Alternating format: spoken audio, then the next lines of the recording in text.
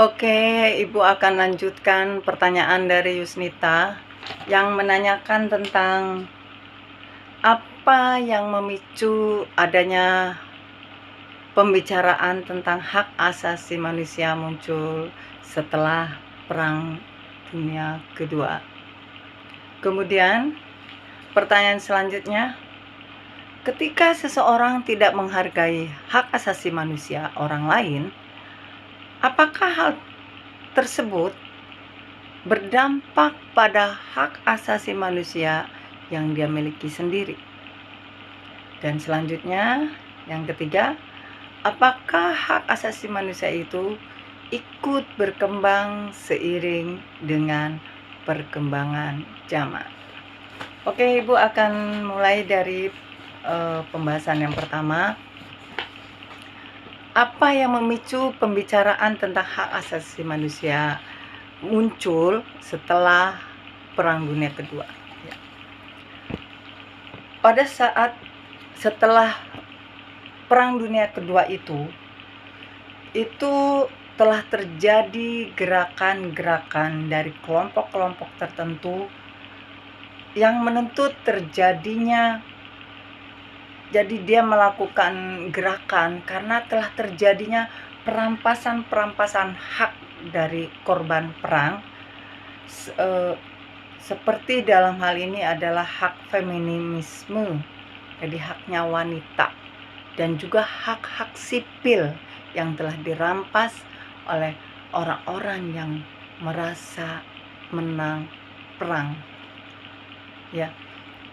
Selain itu, pembicaraan tentang hak asasi manusia itu setelah Perang Dunia Kedua itu disebabkan oleh adanya filosofi liberalisme. Jadi munculnya ajaran liberalisme dan juga kepercayaan masyarakat terhadap hak-hak alamiah.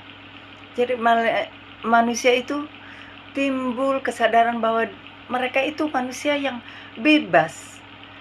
Karena itu mereka cetuskanlah paham liberalisme. Dan juga manusia itu punya hak-hak yang alamiah yang tadi Ibu sudah jelaskan, yaitu hak hidup, ya, hak secara alamiah itu orang ingin hidup. Mana ada orang yang tidak ingin mengakhiri mati kecuali ada masalah besar. Kemudian secara alamiah manusia itu ingin bebas.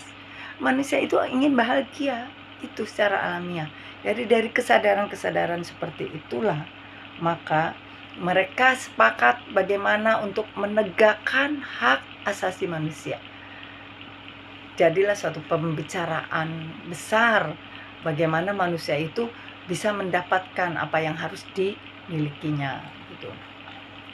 Ya, kalau kita lihat dari adanya kesadaran kaum feminisme untuk menuntut hak-haknya, hak-hak perempuannya itu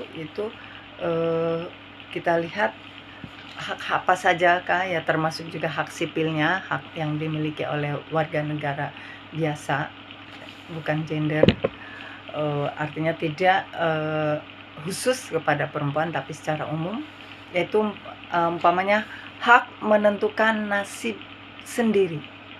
Jadi setiap negara yang terdiri dari sekelompok manusia, sekelompok besar manusia itu mempunyai hak untuk menentukan hidupnya sendiri.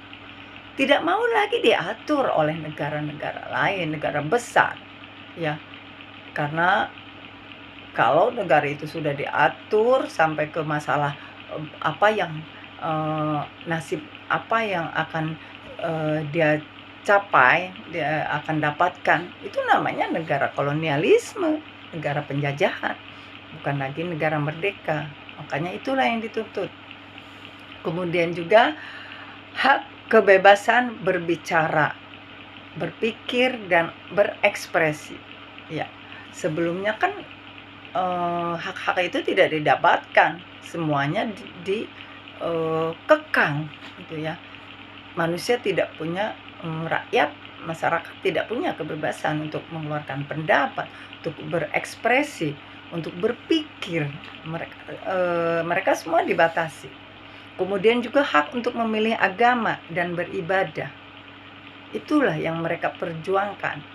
Jadi setelah Perang Dunia Kedua itu menjadi pembicaraan masyarakat, itu ini yang dibicarakan, yaitu hak untuk menentukan nasib sendiri, hak untuk mendapatkan kebebasan berbicara, berekspresi, kebebasan berpikir, kemudian hak untuk memilih agama, sekaligus juga untuk beribadah, kemudian juga hak untuk diperlakukan adil dan tidak memihak kepada siapapun, ya. Jadi pengadilannya itu ketika memproses para penjahat perang itu, ya jangan memihak gitu.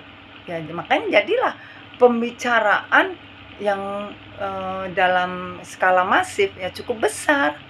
Mereka itu tidak mau lagi hak-hak perempuan atau hak-hak sipilnya dibatasi gitu. Sebetulnya apa sih hak sipil itu? Hak sipil adalah hak kebebasan fundamental yang diperoleh sebagai hakikat dari keberadaan seseorang manusia. Itu hak sipil itu, yang hak yang fundamental dari keberadaan sebagai manusia. Yang tadi yang Ibu jelaskan itu hak hidup, hak kebebasan, ya, hak kebahagiaan, itu semuanya hak sipil gitu ya. Dan selanjutnya pertanyaan Yusnita yang kedua, yaitu ketika seseorang tidak menghargai HAM orang lain, apakah hak tersebut berdampak, apakah tindakan yang tidak menghargai hak orang lain itu akan berdampak kepada hak yang dimilikinya sendiri itu?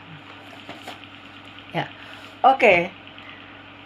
Secara otomatis ya, ketika seseorang tidak menghargai hak orang lain, maka orang tersebut haknya tidak bisa didapatkan sepenuhnya. Itu otomatis.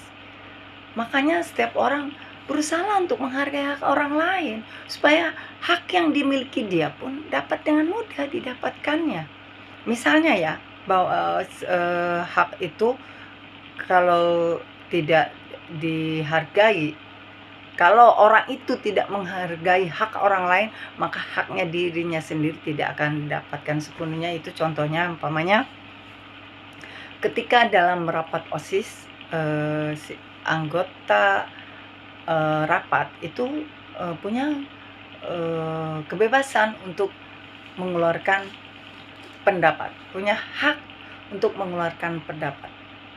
Dan pada suatu saat ada seseorang yang sedang mengajukan pendapat, ya, seorang si A sedang mengajukan pendapat, nggak taunya si B ini berusaha mengacaukan, membuat keonaran dengan suara-suara, barangkali dengan teriakan-teriakan, sehingga membuat si penanya menjadi terganggu, bahkan bisa jadi quorum pun, peserta rapat pun akan merasa terganggu.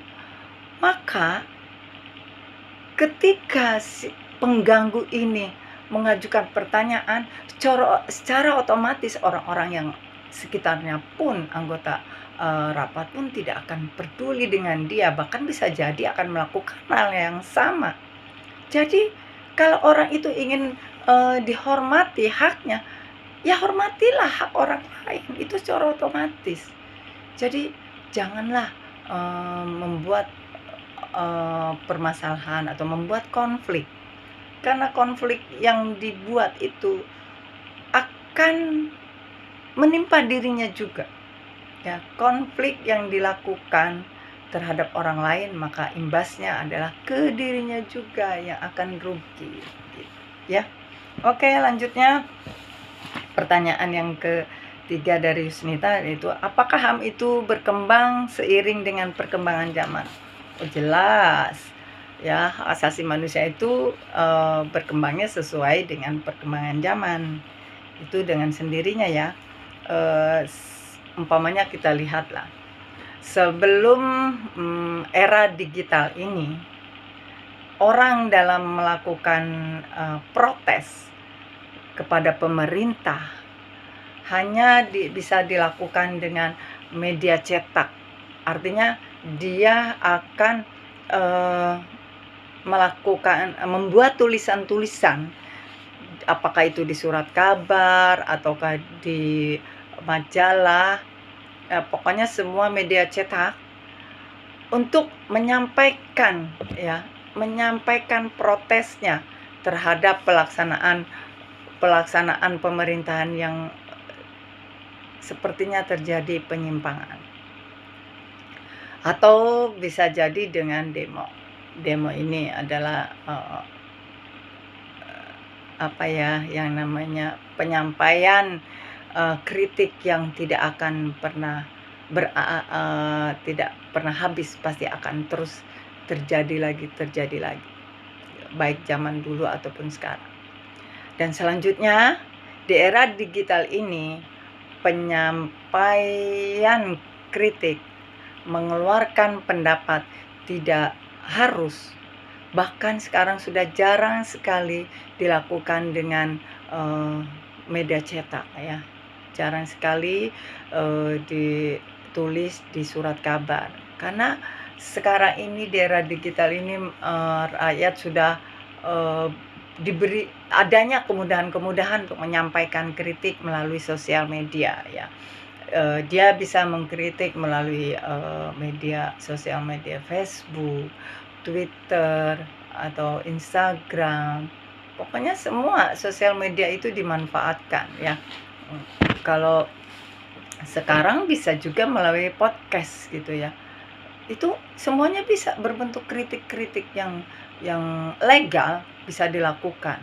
Dan itulah keuntungannya bagi orang-orang yang hidup di zaman digital ini. Semuanya banyak kemudahan, termasuk kalian juga dalam belajar juga di satu sisi dianggap diberi kemudahan karena kalian cukup di rumah saja, tapi di sisi lain kalian merasa keberatan barangkali karena masalah HP-nya, masalah sinyalnya, masalah kuotanya.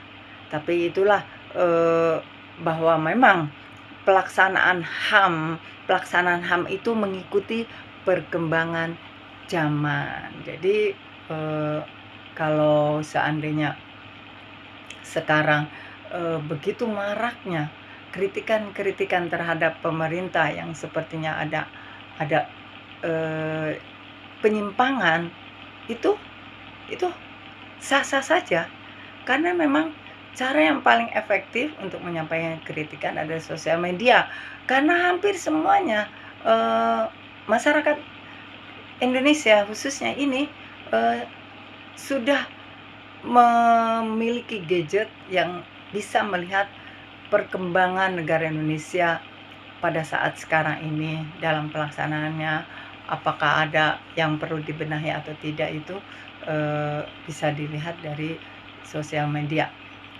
Walaupun dalam pelaksanaannya kadang sangat disayangkan ketika mengeluarkan pendapat itu yang memang sudah sesuai dengan peraturan, tapi kadang-kadang ya adalah cara untuk menjerat usaha rakyat menyampaikan kebenaran itu melalui peraturan yang telah dibuatnya, yang bisa jadi peraturan itu dibuatnya di kemudian hari. Jadi tindakan atau protes itu dilakukan belum dibuat peraturan, tapi untuk menjerat maka dibuatlah peraturan yang menyusul, dan itu sebetulnya sangat tidak baik dalam pelaksanaan pemerintahan seperti itu. Ya sebaiknya sih harusnya kita di mana ada masalah ya kita selesaikan pada saat itu saja peraturan yang sedang berlaku ya. Oke, untuk bahasan pertanyaan dari Ineta cukup. Nanti kita lanjutkan pembahasan dari teman lainnya di video berikutnya.